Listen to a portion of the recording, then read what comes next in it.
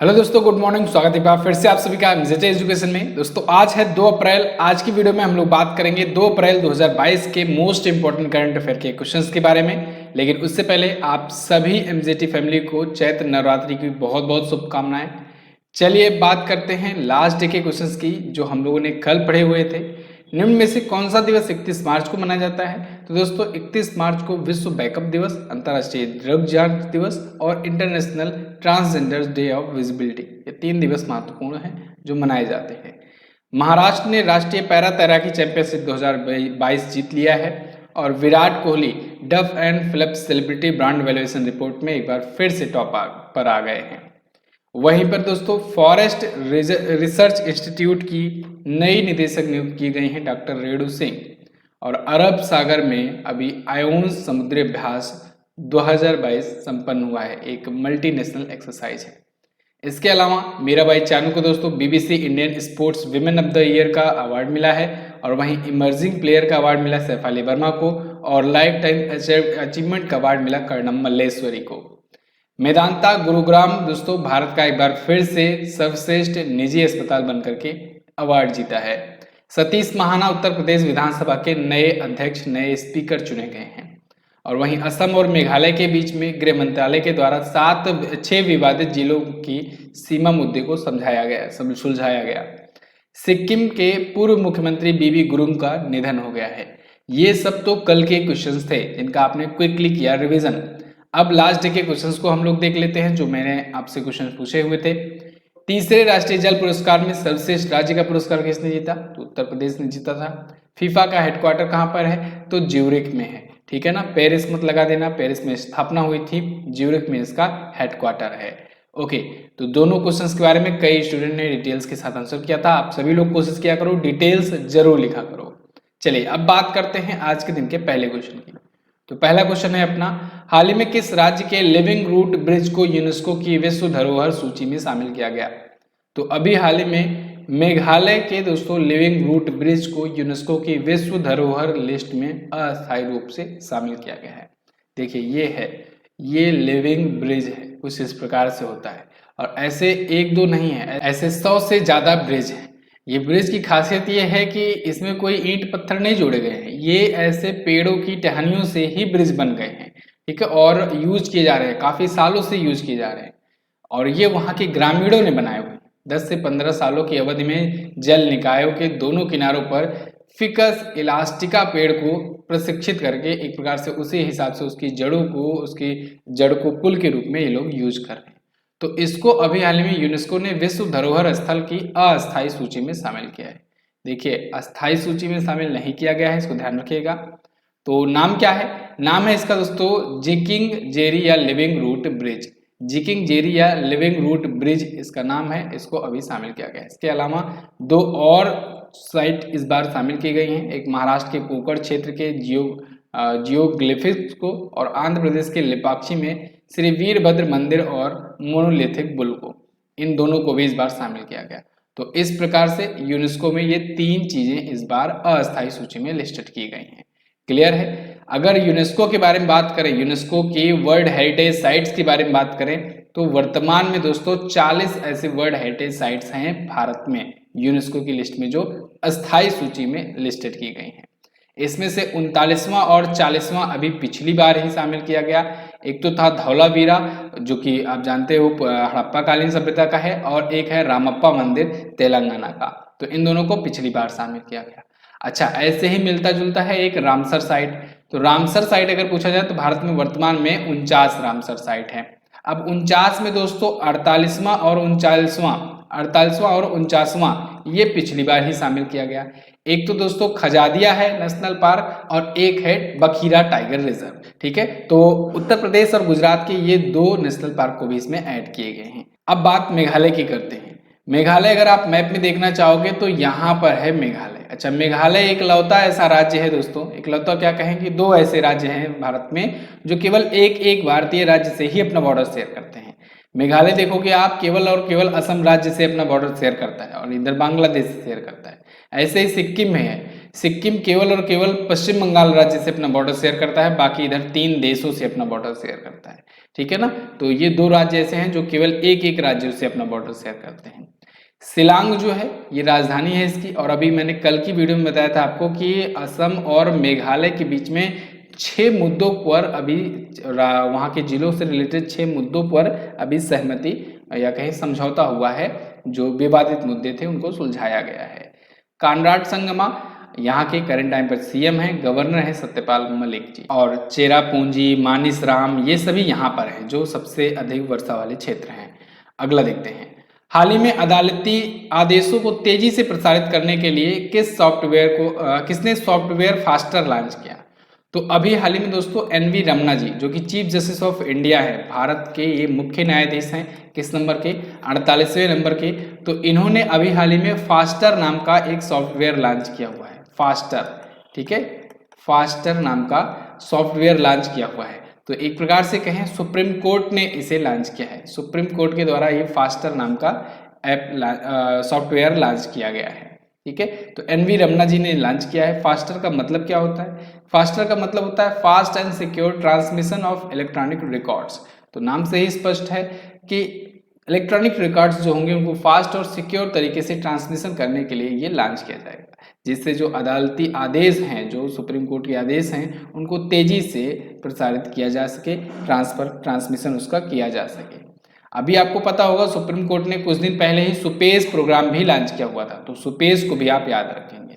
Clear है? अच्छा, आप कमेंट करके हमें बताओ भारत के किस अनुच्छेद में सुप्रीम कोर्ट के न्यायाधीशों की नियुक्ति के बारे में वर्णन किया गया है? कमेंट कीजिए फटाफट से, कई बार आपको बताया गया है। अच्छा, अब सुप्रीम कोर्ट की बात आई है, सुप्रीम कोर्ट से रिलेटेड हम लोग कुछ चीजें रिवाइज करते हैं।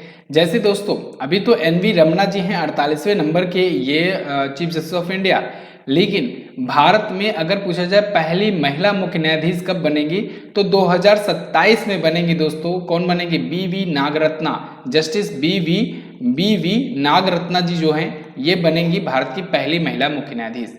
ऐसे ही दोस्तों 2030 तक पाकिस्तान को भी इनकी मिल जाएगी पहली महिला मुख्य न्यायाधीश।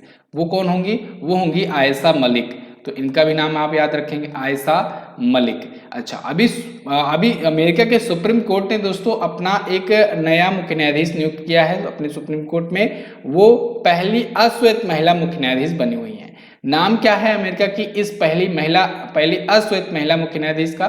तो केतनजी ब्राउन। ठीक है ना, केतनजी ब्राउन जो है ये अमेरिका के इतिहास में पहली अश्वेत महिला मुख्य न्यायाधीश हैं उनके देश की। क्लियर है? अगला देखते हैं। अगला है, हाल ही में किस कंपनी ने startup founders hub platform launch किया? तो अभी हाल ही में माइक्रोसॉफ्ट ने दोस्तों स्टार्टअप फाउंडर्स हब लॉन्च किया है। स्टार्टअप फाउंडर्स हब प्लेटफॉर्म ये बेसिकली जो स्टार्टअप्स होते हैं, जो नए नए उद्यमी होते हैं, उनके लिए है, उनको प्रमोट करने के लिए, उनको और सशक्त बनाने के लिए। और इसके लिए माइक्रोसॉफ्ट ने कहा है कि वो स्टार्टअप्स को, इंडियन स्टार्टअप्स को 3 लाख अमेरिकी डॉलर या यूएस डॉलर इससे ज़्यादा के लाभ और क्रेडिट की पेशकश करेंगे। यानी इतने का लोन वगैरह भी प्रोवाइड करा सकते हैं, या फिर अगर कोई और हेल्प चाहिए होगी तो इस प्लेटफॉर्म की मदद से मिल सकेगा स्टार्टअप फाउंडर्स हब के थ्रू। ठीक है, तो Microsoft for startup founders hub ये प्लेटफॉर्म भारत के लिए लॉन्च किया गया है। माइक्रोसॉफ्ट की स्थापना 1976 में हुई थी। सत्या नडेला इसके सीईओ हैं। अच्छा, सत्या नडेला को दोस्तों इस बार पद्म भूषण से सम्मानित किया गया है। और पद्म विभूषण से किसे सम्मानित किया गया है?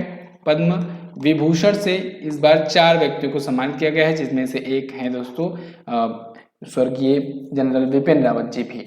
अच्छा, पद्म भूषण से ही सत्या नडेला तो हो गए, गूगल के सुंदर पिचाई भी सम्मानित किए जाएंगे, सुंदर पिचाई। ठीक है, ये गूगल के सीईओ हैं, तो दोनों को सम्मानित किया जाएगा पद्म भूषण से। अगला देख लेते हैं, हाल ही में भारत फ्रांस के बीच द्विपक्षीय नौसैन्य अभ्यास वरुण 2022 का कौन सा संस्करण हुआ? तो जैसा कि आप जानते हो दोस्तों, भारत और फ्रांस के बीच में बहुत ही फेमस ये अभ्यास होता है वरुण। तो वरुण नाम का ये अभ्यास जो है, इसका इस बार था 20वां संस्करण। तो ये 20वां संस्करण अभी अरब सागर में हुआ। 20वां संस्करण 30 मार्च से 3 अप्रैल 2022 तक चल रहा है, अरब सागर में ये चल रहा है और इसमें फ्रांस की नेवी और भारत की नेवी जो है वो हिस्सा ले रही है। क्लियर है। अभी जो राफेल डील हुई थी वो भारत ने फ्रांस से ही की हुई थी। फ्रांस की डसाल्ट एविएशन नाम की कंपनी जो है, डसाल्ट एविएशन, ये कंपनी का नाम याद रखना है। डसाल्ट एविएशन जो कंपनी है, इसी से भारत ने 36 राफेल विमान खरीदे हुए हैं। ठीक है, ये फ्रांस की कंपनी है। अगला देखते हैं, फ्रांस के बारे में जान लो। फ्रांस के जो प्रेसिडेंट हैं वो हैं इमैनुअल मैक्रोन। 2018 में प्राइम मिनिस्टर नरेंद्र मोदी जी के साथ में इन्होंने रिसीव किया था चैंपियंस ऑफ अर्थ का अवार्ड। कौन सा award? Champions of the earth का अवार्ड जीता हुआ था इन दोनों ने। ठीक है, 2018 में। पेरिस राजधानी है यहाँ की। पेरिस में ही किसका हेडक्वार्टर है? पेरिस में FATF का हेडक्वार्टर है। FATF का हेडक्वार्टर है। पेरिस में ही दोस्तों यूनेस्को का भी हेडक्वार्टर है। यूनेस्को का हेडक्वार्टर है। पेरिस में स्थापना हुई थी फीफा की भी स्थापना हुई थी। ठीक है, यूरो यहाँ की करेंसी है। नेशनल असेंबली यहाँ की संसद का नाम है। आप देख पाओगे यहाँ पर है दोस्तों फ्रांस, ये इधर इटली दिख रहा है। ठीक है, पूछ वाला देश मैंने आपको बताया ना, पूछ जब भी दिखे तो आप इटली समझेंगे। इधर ये इतना पार्ट जो है ये ब्रिटेन है, कह सकते हैं ब्रिटिश आइसलैंड, और इतना जो है ये यूके है। ठीक है, चलिए आगे देख लेते हैं। हाल ही में किस राज्य ने स्पोर्ट्स डिजिटल एक्सपीरियंस सेंटर शुरू करने के लिए सैमसंग के साथ समझौता किया है? मणिपुर राज्य सरकार ने अपने राज्य में स्पोर्ट्स डिजिटल एक्सपीरियंस सेंटर शुरू करने के लिए सैमसंग के साथ समझौता किया हुआ है। तो सैमसंग के साथ मिलकर के मणिपुर राज्य जो है ये sports digital experience centre start करेगा, जिससे स्पोर्ट्स को और ज़्यादा बढ़ावा मिल सके।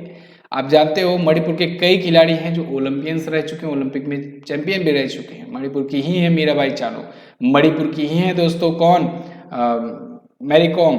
तो ये सभी जैसे निकले हैं खिलाड़ी, इनको देख करके और लोग इंस्पायर हो सके, तो जो इंस्पायर होते हैं उनको अच्छा प्लेटफॉर्म मिल सके जहाँ से वो प्रिपरेशन कर सके ओलंपिक के लिए। तो इसके लिए मणिपुर सरकार ने ये एक स्पोर्ट्स डिजिटल एक्सपीरियंस सेंटर शुरू किया है और इसके लिए सैमसंग के साथ समझौता किया हुआ है।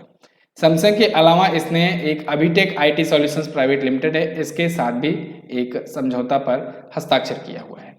अभी दोस्तों मणिपुर भी उन राज्यों में शामिल था जहां पर 5 राज्यों में चुनाव हुए। मणिपुर के अलावा उत्तर प्रदेश, उत्तराखंड और पंजाब और गोवा भी शामिल था। तो मणिपुर में भी CM नए रूप में नया कार्यकाल इनका शुरू हुआ है एन बीरेन सिंह जी का। एन बीरेन सिंह जी दोस्तों दोबारा से ये CM बने हुए हैं, तो इनका नाम आप याद रखेंगे, एन बीरेन सिंह। ठीक है, नांगथुरुम बीरेन सिंह। यहाँ पर आप मणिपुर को देख पाओगे, मणिपुर को आप यहाँ पर देख पाओगे, ये रहा मणिपुर।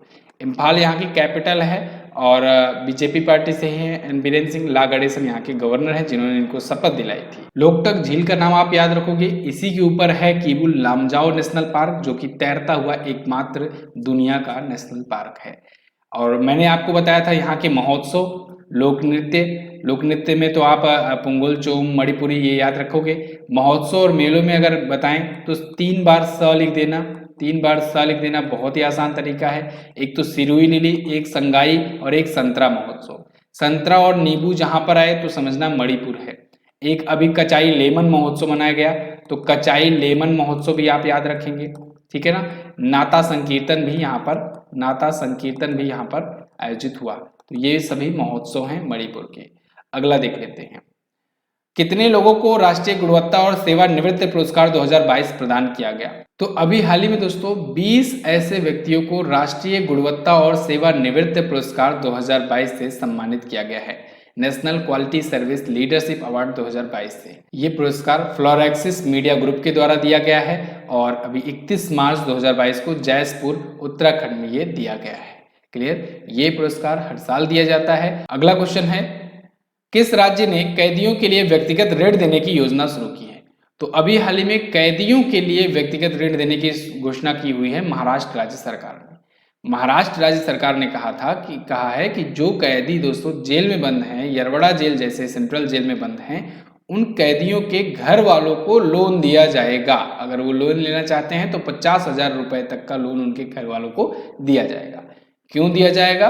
तो जिससे वो दोस्तों मुकदमे लड़ सके अपना, मतलब उनकी फैमिली मेंबर का कोई अगर जेल में है तो ऑब्वियस सी बात है केस चलते रहते हैं, बार बार आना जाना, वकीलों को खर्चा पानी देना लगा रहता है, तो फिर उसके लिए 50,000 रुपए तक का लोन ले सकते हैं। 7% की ब्याज दर पर। ठीक है, तो ये देश में अपनी तरह की पहली पहल होगी। अमूमन देखा क्या जाता है कि अगर मान लीजिए किसी फैमिली का कोई मेंबर अगर जेल में है, खास करके सेंट्रल जेल जैसे जेलों में है, तो उनको बैंकें लोन भी नहीं देती हैं। ठीक है ना, तो कहीं ना कहीं ये एक पहल महाराष्ट्र सरकार की काफ़ी ज़्यादा हेल्पफुल होगी उनके फैमिली मेंबर के लिए। ठीक है, तो इसको क्या कहा जाएगा, खावती कहा जाएगा, खावती ऋण कहा जाएगा। और ऐसे 1055 कैदियों को इससे लाभ होगा। तो पुणे, महाराष्ट्र, इन सब की जो यरवड़ा सेंट्रल जेल है वहाँ पर ये अभी पायलट प्रोजेक्ट के रूप में शुरू किया जा रहा है। धीरे धीरे देखते हैं और कौन कौन राज्य से शुरू करते हैं। अगला, हाल ही में किसे भारतीय भुगतान परिषद यानी पेमेंट काउंसिल ऑफ इंडिया का नया अध्यक्ष बनाया गया? तो पेमेंट काउंसिल ऑफ इंडिया का नया अध्यक्ष बनाया गया विश्वास पटेल को। विश्वास पटेल नए अध्यक्ष होंगे। यहाँ पर आपको इमेज में दिख रहे हैं, यहाँ पर आप देख सकते हो विश्वास पटेल, ये पेमेंट काउंसिल ऑफ इंडिया के नए चेयरमैन नियुक्त किए गए हैं। ये दोस्तों दोबारा से चुने गए हैं। अभी ये पिछली बार भी ये थे, पहली बार ये 2018 में नियुक्त किए गए थे और उससे भी पहले अगर 2013 में बात करें तो ये सह अध्यक्ष के रूप में भी काम कर चुके थे। PCI यानी payment council of India RBI के तहत ये भी काम करती है दोस्तों। Payment council of India payments वगैरह के लिए ये एक परिषद है। अगला देखते हैं, हाल ही में किस राज्य सरकार ने विनय समरस से पहल शुरू की? तो विनय समरस से पहल शुरू की हुई है अभी हाल ही में कर्नाटक राज्य सरकार ने। किसने? कर्नाटक राज्य सरकार की ये पहल है, विनय समरस पहल। ठीक है, तो ये कर्नाटक में शुरू किया गया है। ग्रामीण एरिया में दोस्तों जो जातियों से रिलेटेड जो भेदभाव होते हैं उनको खत्म करने के लिए, उनके खिलाफ जन जागरूकता फैलाने के लिए ये एक प्रकार की पहल है, एक अभियान है। ये अभियान की घोषणा तो अभी हुई है लेकिन इसको औपचारिक रूप से 14 अप्रैल को लॉन्च किया जाएगा डॉक्टर BR अम्बेडकर जी की जयंती पर। भारतीय संविधान निर्माता BR अम्बेडकर जी की जयंती के अवसर पर इसे लॉन्च किया जाएगा। हाल ही में पाइन लैब्स ने टैप टू पे के लिए किसके साथ समझौता किया? तो पाइन लैब्स ने टैप टू पे के लिए गूगल पे के साथ समझौता किया है।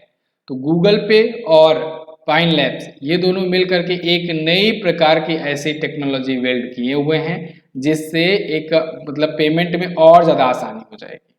खास करके जो POS डिवाइसेस से जो पेमेंट किया जाता है, POS टर्मिनल्स पर, जैसे आप शॉपिंग मॉल वगैरह में जाते हो तो जो आपके सामने दिया जाता है ना पेमेंट करने के लिए, चाहे आप कार्ड लगाओ या फिर कुछ स्कैन करने के लिए, उस डिवाइस को POS डिवाइस कहते हैं। ठीक है, तो उस POS टर्मिनल डिवाइस पर अब UPI पिन इंटर करके भी आप लोग इंस्टेंटली कर सकोगे पेमेंट। ठीक है, तो इससे जल्दी हो जाएगी। ठीक है, आपको किसी कार्ड की जरूरत नहीं पड़ेगी या फिर QR कोड वगैरह भी स्कैन करने से बचना पड़ेगा। तो आप सिंपली मतलब इसको थोड़ा सा पेमेंट को और आसानी मिल जाएगी। टैप टू पे, टैप करोगे और पेमेंट होगा। गूगल पे और पाइन लैब्स ने मिल करके इसे शुरू किया है। अच्छा, अभी आपको पता होगा जियो ने दोस्तों UPI ऑटो पे सुविधा शुरू की। UPI ऑटो पे सुविधा शुरू करने वाला ये बनना था पहला टेलीकॉम कंपनी। ठीक है, ऑटो पे क्या होगा? ऑटो पे के थ्रू मतलब कि आपको आपका बिल वगैरह, रिचार्ज वगैरह ऑटो डिडक्ट हो जाया करेगा और ऑटो रिचार्ज हो जाया करेगा। चलिए, तो ये तो थे दोस्तों टॉप 10 करंट अफेयर के क्वेश्चंस आज के दिन से। आई होप आपको वीडियो पसंद आई होगी। पसंद आई है तो इसको लाइक और शेयर करो। महोत्सव और मेले हम लोग पढ़ रहे थे, तो महोत्सव और मेले में हम लोगों ने कल की वीडियो में भी काफी महोत्सव और मेले पढ़े। आज हम लोग 10 और महोत्सव और मेले को पढ़ लेते हैं। ठीक है, धीरे धीरे करके सारे महोत्सव और मेले जो आए हुए हैं जनवरी 2022 से लेकर के और मार्च 2022 तक, इन सबको हम लोग कवर अप कर लेंगे। तो चलिए शुरू करते हैं। रूल तो आप लोग जानते ही हो कि इधर यहाँ पर लिस्ट दी गई है और इधर मिक्सअप फॉर्म में यहाँ पर नाम दिए गए हैं कि कहाँ कहाँ पर ये सेलिब्रेट किया जाता है। ठीक है ना, तो चलिए शुरू करते हैं। स्पुतिक गस्टर महोत्सव। स्पुतिक गस्टर महोत्सव कहाँ पर मनाया जाता है? तो ये लद्दाख में मनाया जाता है। 1 नंबर यहाँ पर आप डाल लो। तोरग्या महोत्सव, तोरग्या महोत्सव कहाँ पर मनाया जाता है? तोरग्या महोत्सव दोस्तों अरुणाचल प्रदेश में मनाया जाता है। 2 नंबर यहाँ पर डालो। इससे देखिए रिकॉल वैल्यू आपकी बढ़ती है। आप खुद से थोड़ा सा दिमाग लगाओगे, यहाँ से ऑप्शंस में से ढूंढोगे, एक एक करके अगर पढ़ोगे तो। कंचोथ पर्व ये कहाँ पर मनाया जाता है? तो कंचोथ पर्व दोस्तों ये जम्मू कश्मीर में मनाया जाता है। 3 नंबर यहाँ पर डालो। 45वां अंतर्राष्ट्रीय कोलकाता पुस्तक मेला ये कहाँ पर मनाया गया? तो कोलकाता आ गया है, कोलकाता आप सिंपली जान पाओगे। 4 नंबर यहाँ पर डालो। मरु उत्सव कहाँ पर मनाया जाता है? मरु उत्सव इंपॉर्टेंट है, तो मरु उत्सव दोस्तों ये मनाया जाता है राजस्थान में। कहाँ पर? राजस्थान में। अभी कल मैंने आपको राजस्थान से एक और बताया था, शरद महोत्सव बताया था। राजस्थान से ही मैंने आपको शरद महोत्सव बताया था। पुष्कर मेला भी यहीं पर मनाया जाता है, पुष्कर पशु मेला। ठीक है। मेदताम जतारा महोत्सव ये कहाँ पर मनाया जाता है? तो ये दोस्तों मनाया जाता है तेलंगाना में। तो ये 6 नंबर डाल लो, यहाँ पर राजस्थान में 5 नंबर डाल लो। हेरात फेस्टिवल कहाँ मनाया जाता है? हेरात को मैंने आपको बहुत अच्छे से समझाया था। कहाँ पर मनाया जाता है? ये जम्मू कश्मीर में मनाया जाता है। हेरात जो फेस्टिवल होता है ये शिवरात्रि, महाशिवरात्रि के अवसर पर मनाया जाता है। महाशिवरात्रि के अवसर पर कश्मीरी पंडितों के द्वारा मनाया जाता है हेरात फेस्टिवल। तो 8 नंबर यहाँ पर भी डाल दो, जम्मू कश्मीर है। ठीक है। शीतकालीन उत्सव भी मनाया गया। कहाँ पर ये मनाया गया? तो शीतकालीन उत्सव भी जम्मू कश्मीर में ही मनाया गया। एक छूट रहा है 48वां खजुराहो नृत्य महोत्सव। तो खजुराहो नृत्य महोत्सव कहाँ पर मनाया गया? खजुराहो कहाँ पर है? ये मध्य प्रदेश में है। तो 7 नंबर यहाँ पर डाल लो। खजुराहो से याद आया, मध्य प्रदेश से याद आया, देखो दोस्तों मध्य प्रदेश में भी ड्रोन मेला महोत्सव मनाया गया था। ड्रोन मेला मनाया गया था।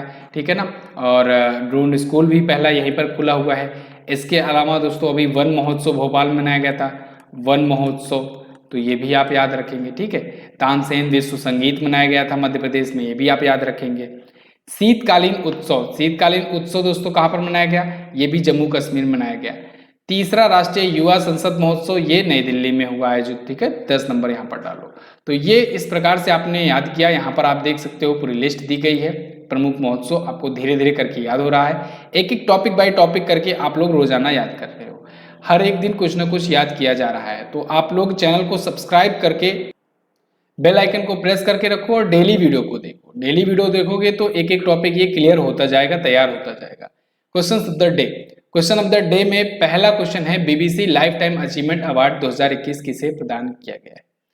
उत्तर प्रदेश विधानसभा के पहले अध्यक्ष कौन बने? दोनों क्वेश्चंस के बारे में आप आंसर कीजिए। अच्छा एक चीज और मैं आपको कहना चाहूंगा, कोई जरूरी नहीं है आप लोग सुबह में ही वीडियो देखो।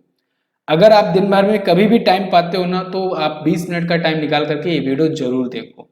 क्योंकि कारण ये है कि अभी आजकल मैं सुबह में वीडियो नहीं दे पा रहा हूँ। तो इसका ये मतलब नहीं है कि आप लोग वीडियो को स्किप कर दोगे। वीडियो को आपको रोजाना देखना है, क्योंकि वीडियो में क्वालिटी से कोई समझौता नहीं किया जा रहा है। क्वालिटी और कंटेंट से कभी समझौता नहीं किया जाएगा। हमेशा आपको ज़्यादा से ज़्यादा क्वालिटी बेहतर मिलेगी ही मिलेगी। तो आपको दिन भर में भी अगर कभी भी टाइम मिले तो आप लोग वीडियो को जरूर देखो। ठीक है ना। ओके। तो बस फिलहाल इतना ही रखते हैं वीडियो में, मिलते हैं अगली वीडियो में। तब तक के लिए नमस्कार, जय हिंद, वंदे मातरम।